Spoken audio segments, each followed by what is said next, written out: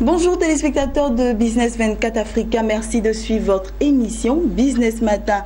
Aujourd'hui, notre première invitée sur ce plateau, c'est une dame. Elle s'appelle Madame Désirée Djoman. Elle est présidente de Africa Femmes Initiative Positive, AFIP. Elle est aussi chef d'entreprise. Elle a plusieurs casques et nous ne pouvons pas tout citer ici aujourd'hui. N'est-ce pas, Madame Djoman? Oui, en effet. Bonjour et merci d'être sur notre plateau. Voilà. Aujourd'hui, vous êtes ici en tant que présidente de l'AFIP, n'est-ce pas? Oui. Voilà, nous allons parler de l'AFIP. Qu'est-ce que c'est que l'AFIP? Alors, Africa Femmes Initiative Positive est un espace de développement et de promotion de l'entrepreneuriat féminin. C'est une tribune de valorisation des talents et compétences de femmes. Ok. C'est une plateforme qui réunit, qui d'abord identifie et ensuite réunit toutes les femmes entreprenantes, soit dans le business, soit dans des organisations caritatives, mais le plus important c'est de pouvoir nous réunir et puis ensemble créer les sillons et structurer l'entrepreneuriat féminin, surtout en Afrique francophone, parce que les femmes anglophones sont déjà beaucoup mieux organisées que nous. D'accord. Donc voilà un peu... D'accord. Donc l'AFIP, c'est un réseau qui regroupe plusieurs femmes, n'est-ce pas? À travers le monde, parce que nous sommes sur tous les continents, sauf en Océanie. Ça ne va pas tarder. D'accord. Ok, donc l'AFIP a une plateforme, c'est ça? Oui. La plateforme d'entrepreneuriat féminin, n'est-ce pas?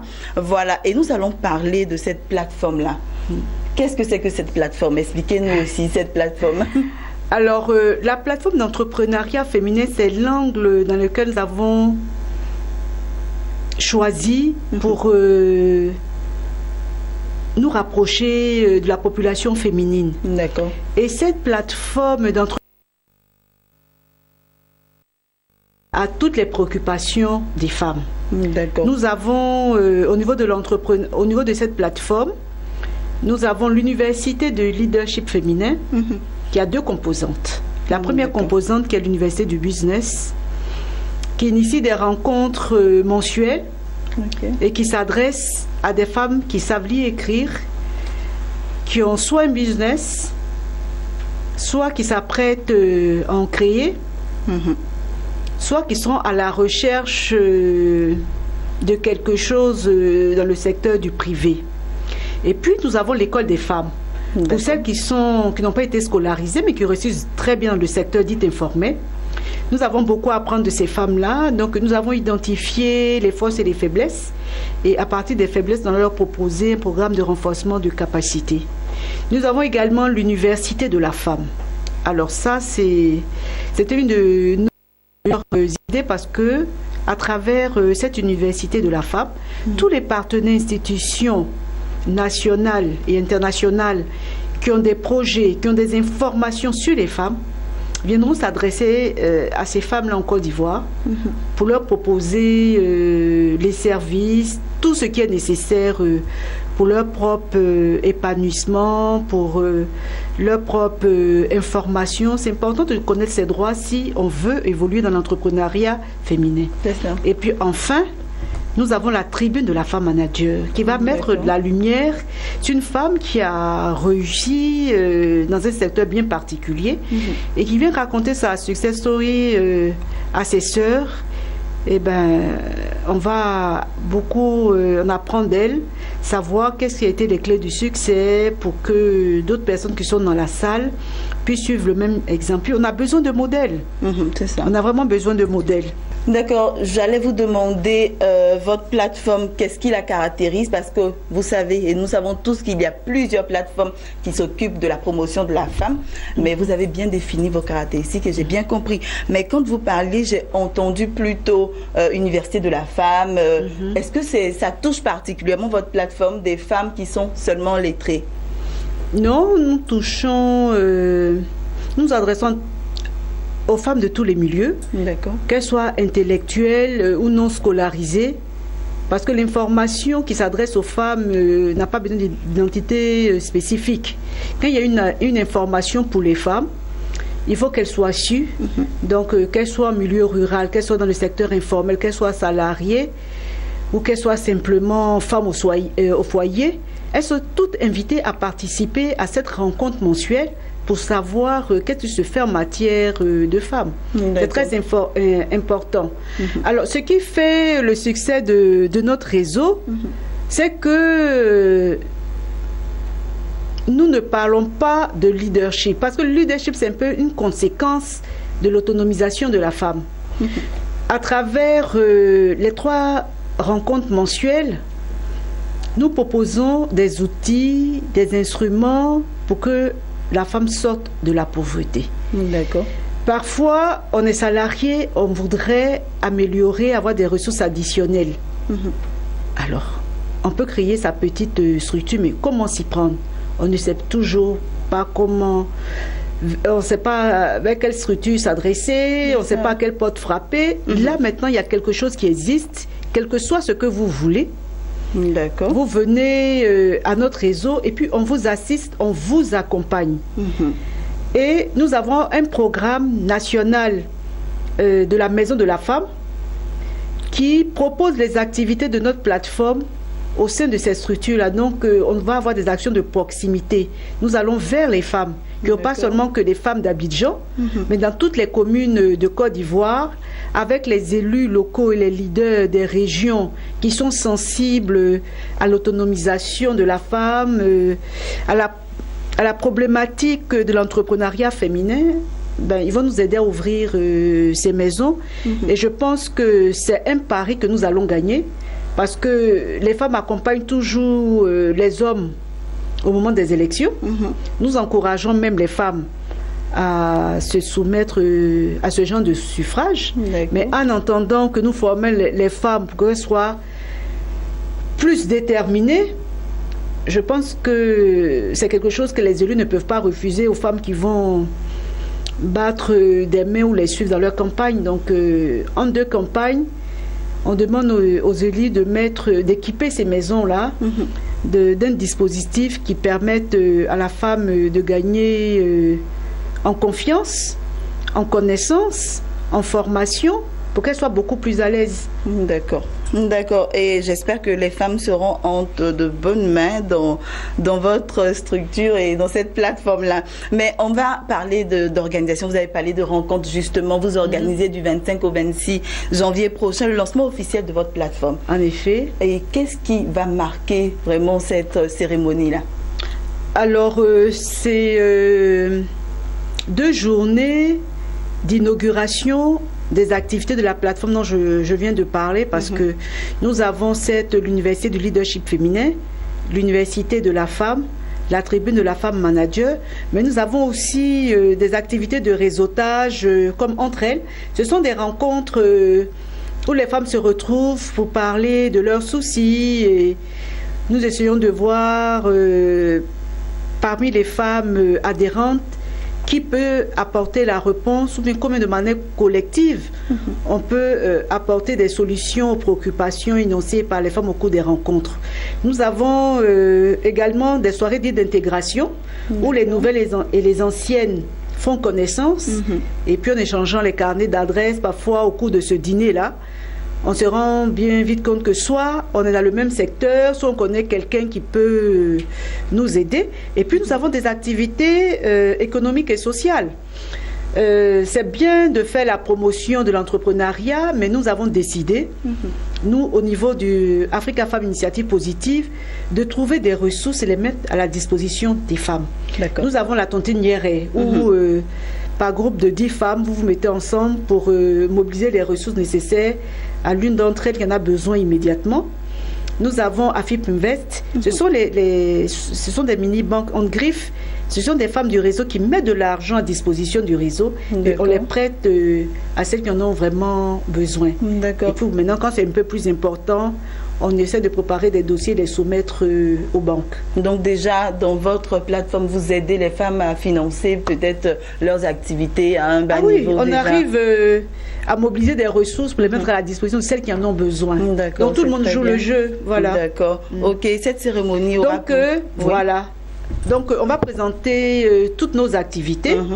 Ça va nous permettre de mieux faire connaître le réseau, mieux faire connaître ces activités, parce que ce sont des activités qui permettent à tous nos partenaires, que ce soit les partenaires étatiques ou les agences des Nations Unies, de nous accompagner dans le cadre de ces activités, toutes ces activités gratuites.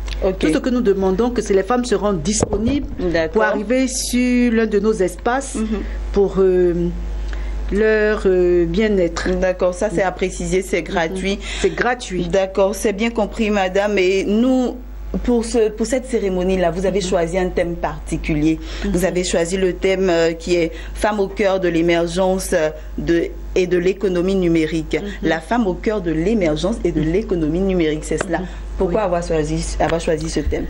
Alors, c'est un thème sur 2 ans pour dire que quand on parle d'émergence, c'est qu'on change de statut. C'est ça. On passe d'un statut où on était presque dans l'obscurité pour arriver à la lumière, donc on change d'état.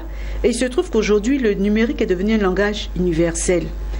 Pourquoi? Parce que, quel que soit où l'on se trouve, on utilise d'abord le mobile money. Ces structures de transfert d'argent rapide, qu'on soit instruite ou non, tout le monde utilise les transferts d'argent. Ensuite, nous avons les réseaux sociaux qui nous permettent d'être connus dans le monde entier. C'est ça.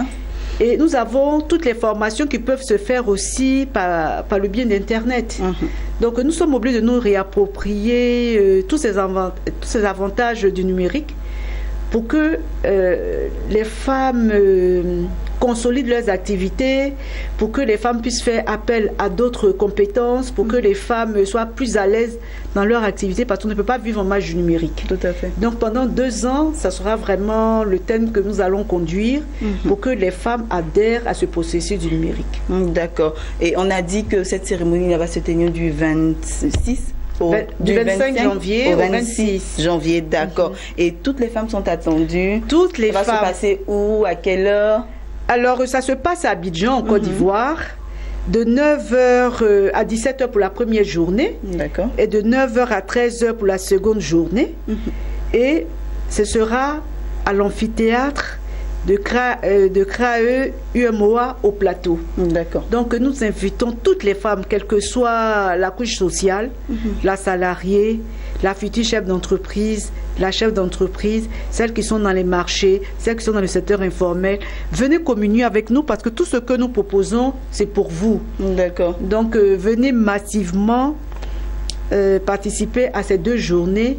Et c'est pendant ces 2 journées qu'on va proposer les premiers formats des activités que je viens de citer. Et nous avons des invités internationaux. Et c'est l'occasion de remercier Sana Elmiani, qui est une journaliste marocaine. Notre réseau a été créé depuis 2012. C'était un peu en sommeil parce qu'on ne savait pas par quelle onde d'attaque lancer des activités. Et c'est grâce à ces dames, à travers cette radio marocaine, que nous avons eu cet angle-là. Et nous voulons lui dire merci. Elle arrive ici pour rendre en Côte d'Ivoire pour rendre un témoignage. Nous avons Pascal Frezos, qui est la présidente internationale de l'Alliance des objectifs de développement durable, parce que ce que nous faisons est basé sur les objectifs numéro 5, qui parlent d'autonomisation, d'égalité, qui met la femme à l'aise pour assurer son autonomisation.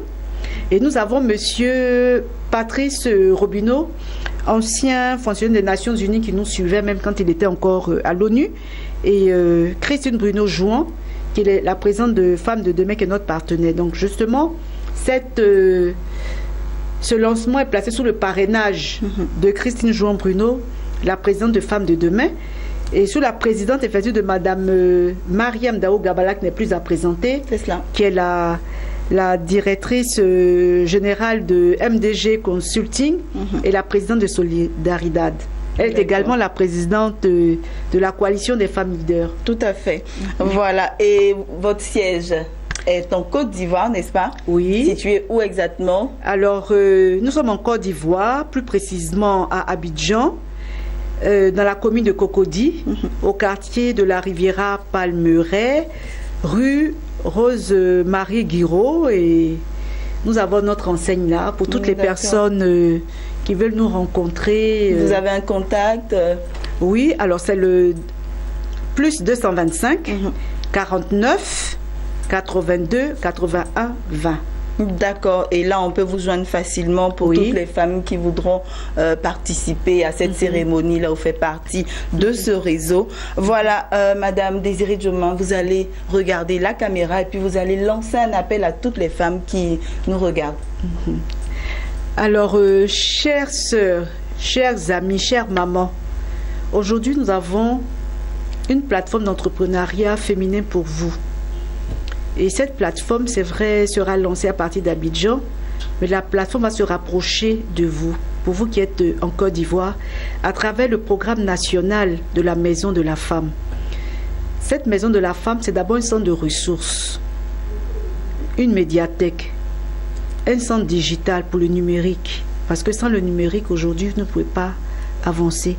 Mais aussi, c'est un espace d'assistance pour toutes les questions sociales et juridiques, pour votre accompagnement. Et nous allons dérouler ces activités-là de proximité grâce à l'appui de vos élus locaux et de vos leaders. Ces élus locaux-là seront récompensés par un grand prix, le grand prix Ferdinand Bleka, qui est le président d'Afrique Japan, Afrique Asia, qui fait beaucoup pour les collectivités. Donc les collectivités qui vont initier des activités, des actions en faveur du développement local de la femme seront récompensées.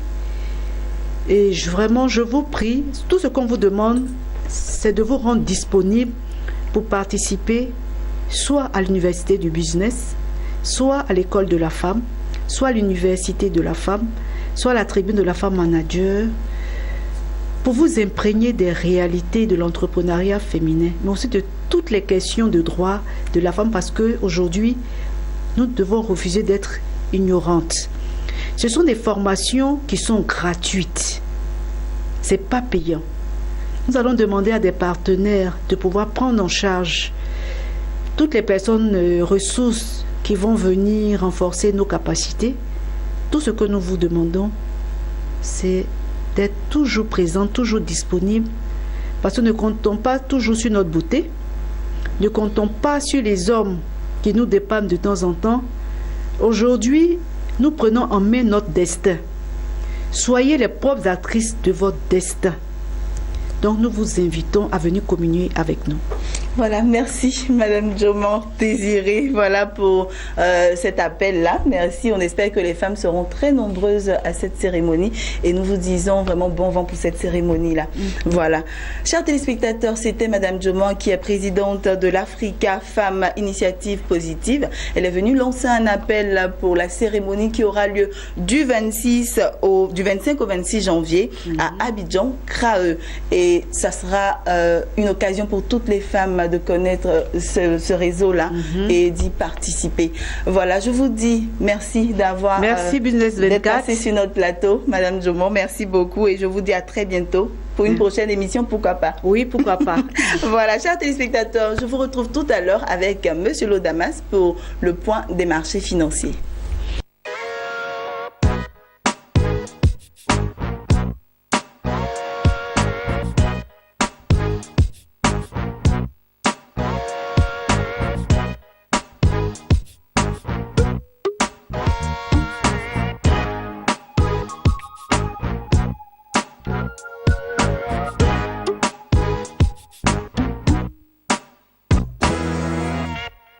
Voilà, nous sommes de retour sur le plateau. Monsieur Lodamas est avec nous, comme je vous l'annonçais tantôt. Bonjour, Monsieur Lodamas. Bonjour, madame. Merci d'être sur notre plateau. Je vous en prie. Voilà, je rappelle, chers téléspectateurs, que Monsieur Lodamas est spécialiste des marchés financiers. Il est là pour nous faire le point des marchés financiers. Et on commence tout de suite avec les indices principaux.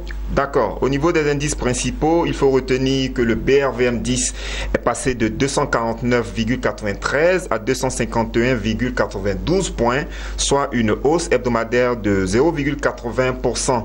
Le BRVM Composite est passé de 278,05 à 281,32 points, soit une hausse hebdomadaire de 1,18%. Et on s'intéresse à présent aux indices sectoriels.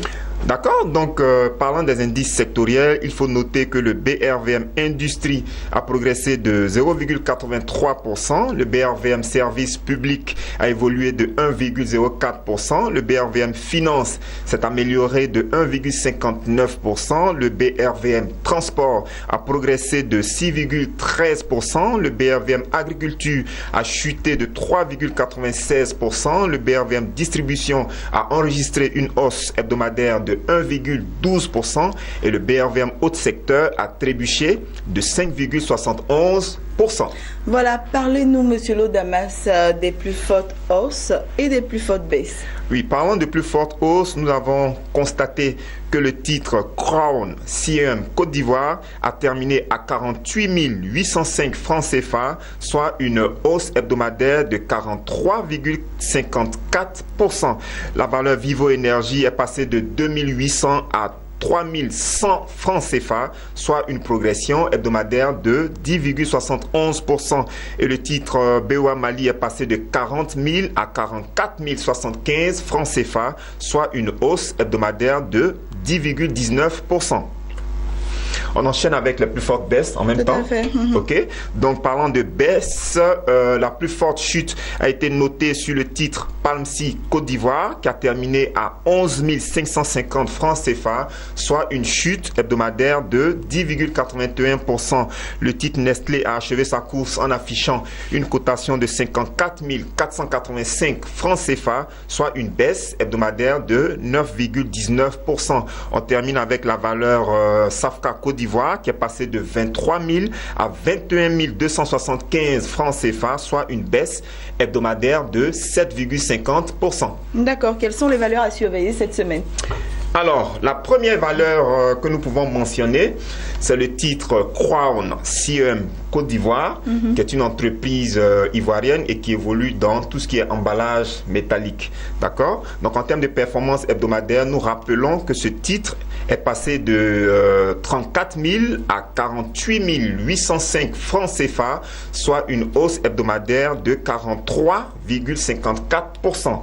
Et quand on prend pour repère la fin de l'année 2016, cette valeur enregistre actuellement une hausse de 47,89%. Donc en clair, la valeur Crown CM Côte d'Ivoire a enregistré au cours de la semaine écoulée une forte accélération. Et lorsque nous prenons également, lorsque nous analysons ce qu'on appelle les quantités résiduelles, à la date du vendredi 20 janvier 2017, nous constatons que dans le portefeuille, dans le panier, je dirais, pour être plus exact, donc dans le panier, il y a actuellement 61 demandes au niveau du titre Crown CM Côte d'Ivoire. D'accord. Donc il y a 61 demandes d'acquisition de cette valeur et en face, il n'y a aucune offre. Ah, d'accord. Juste pour vous faire découvrir le fait que la demande est très forte actuellement sur la valeur Crown CM Côte d'Ivoire. Qu'est-ce qui justifie cette forte demande? Difficile pour nous de donner les raisons, mais nous constatons donc qu'il y a eu une forte accélération sur cette valeur. Certainement qu'il y a certaines informations que peut-être l'ensemble du marché n'a pas pour l'instant, mais tel que les choses se passent, nous avons l'impression que l'entreprise Crown CM Côte d'Ivoire a fini en beauté l'année 2016. Mais cela reste, on ne peut pas le dire. Ah bon? On ne peut pas le dire, c'est une probabilité que nous établissons. Mais avec cette hausse-là, voilà, on se dit certainement qu'il y a certaines informations peut-être qui circulent sous cap. Donc ceux qui ont le privilège d'accéder à ces informations peut-être commencent déjà à prendre des positions sur cette valeur. Mais de façon officielle, cette entreprise a publié seulement ses états financiers au terme du premier semestre 2016. Et que nous disent ces états financiers? Quand on les analyse, on constate que le chiffre d'affaires semestriel de cette entreprise est en baisse de 1%, le résultat d'exploitation est en chute de 23%, le résultat des activités ordinaires a trébuché de 14%, et le résultat net à fin juin 2016 a baissé de 14%. Donc, en clair, le premier semestre 2016 n'a pas été fameux pour cette entreprise. Tout à fait. Mais cette entreprise-là, justement, attendait de fortes commandes au niveau du second semestre 2016. Donc, on a l'impression, ce sont des suppositions, hein. Je tiens à le préciser. C'est bien compris. On a l'impression que ces commandes au niveau, parce qu'en fait, en termes, au niveau de ces activités, elles pratiquent ce qu'on appelle l'emballage métallique de certains produits. Et donc, l'entreprise Crown CM a comme clientèle certaines entreprises qui évoluent dans le secteur poisson. D'accord. OK? Et donc, cette entreprise-là, l'entreprise Crown CM Côte d'Ivoire, attendait des commandes relatives au secteur. D'accord. On a l'impression que ces commandes-là se sont confirmées au niveau du second semestre. Ce sont des suppositions. Parce que si ces commandes, ces fortes commandes que cette entreprise attendait, si ces commandes-là donc se sont confirmées, il est fort probable que cette entreprise Crown CM Côte d'Ivoire termine l'année 2016 avec des chiffres très intéressants au niveau de ses ventes. D'accord? C'est donc, bien compris. Pour l'instant, on attend toujours qu'il y ait confirmation de toutes ces informations. On attend donc la publication des états financiers du troisième trimestre 2016, ou bien même je dirais, on attend la publication donc des états financiers de l'exercice 2016. D'accord. C'est ce qui va nous permettre d'être beaucoup plus situé sur la situation financière exacte. C'est ce qui va nous permettre de savoir est-ce que les commandes attendues par cette entreprise-là se sont confirmées. Mais de façon précise, le constat qu'on fait, c'est qu'actuellement, il y a une forte demande sur les titres Crown CM Côte d'Ivoire. Donc, il va falloir surveiller ce titre-là de très près. On enchaîne avec la valeur CETAO Côte d'Ivoire qui est passée de 35 000 à 33 000 francs CFA, soit une baisse hebdomadaire de 5,71%. Nous remarquons que cette valeur est restée longtemps stable, la valeur CETAO Côte d'Ivoire, qui, je rappelle, CETAO Côte d'Ivoire est la filiale ivoirienne de Bouygues Construction. D'accord. Donc, CETAO Côte d'Ivoire évolue dans tout ce qui est bâtiments et travaux publics. Et pour l'instant, on n'a aucune information sur la situation financière actuelle de cette entreprise. Cette entreprise n'a pas publié d'état financier durant toute l'année 2016 et les informations les plus actualisées qu'on a sont donc relatives aux états financiers de l'exercice 2015. Et qu'est-ce que ces états financiers-là nous disent? Ces états financiers nous permettent de constater que le chiffre d'affaires de 2015 est passé de 9,5 milliards en 2014 à 6,692 milliards à fin 2015. Donc on est passé de 9 milliards à 6 milliards. Donc c'est une baisse au niveau des ventes.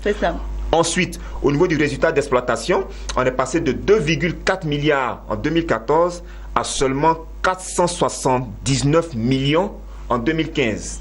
Une forte baisse au niveau du résultat d'exploitation.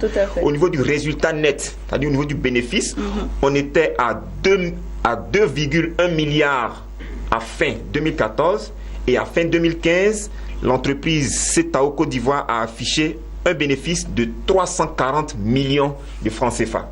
On est passé de 2 milliards à 340 millions. Donc une forte chute. Alors, Quelle est la situation de cette entreprise au niveau du premier semestre 2016? On n'a aucune information. OK? Donc, nous pensons que ce manque d'information peut ne pas rassurer le marché d'une certaine façon. Tout à fait. D'accord? Et donc, cela ne milite pas en la faveur de cette entreprise, surtout que cette entreprise-là n'a pas l'habitude de distribuer des dividendes. Okay? Donc, ceux qui investissent beaucoup plus à travers l'entreprise CETAO Côte d'Ivoire, ce sont, disons, les spéculateurs. Okay? Or, pour pouvoir spéculer, il faut avoir l'information financière. Or, concernant la valeur CETAO Côte d'Ivoire, il n'y a aucune information pour l'instant. Donc, tout cela plombe, à notre sens, la trajectoire boursière de ce titre-là, et nous pensons qu'il est fort probable que cette baisse qui est constatée actuellement sur la valeur CETAO Côte d'Ivoire se prolonge dans les jours à venir. D'accord. On parle maintenant de BOA Mali.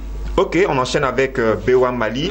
BOA Mali qui est passé de 40 000 à 44 075 francs CFA, soit une hausse hebdomadaire de 10,19%. En termes d'informations spécifiques, on dira que le marché attend toujours la publication des états financiers du troisième trimestre 2016, d'accord? Mais ce que nous avons comme information concernant cette entreprise, c'est que le premier semestre a été très intéressant pour BOA Mali, parce que cette entreprise-là a enregistré au niveau du produit net bancaire une progression de 6,8%. Au niveau de son résultat avant impôt, on a constaté une hausse de 14,7%. Et concernant le résultat net, au terme du premier semestre 2016, on a remarqué une avancée de 22,8%. Donc BOA Mali a très bien terminé le premier semestre 2016, mais on se souvient également que dans le temps, il y avait eu une forte rumeur de détournement d'autour de 20 milliards de francs CFA. L'entreprise n'a jamais démenti cette information, elle n'a jamais aussi confirmé cette information, et pratiquement le marché est resté dans un flou total. D'accord? Et on se rappelle aussi qu'à cette époque, c'était durant le mois de septembre, précisément septembre 2016, la valeur BOA Mali avait enregistré justement une très forte baisse à la suite de toutes ces rumeurs. Okay? Donc tout le monde attend la situation financière de cette entreprise au terme de l'exercice 2016.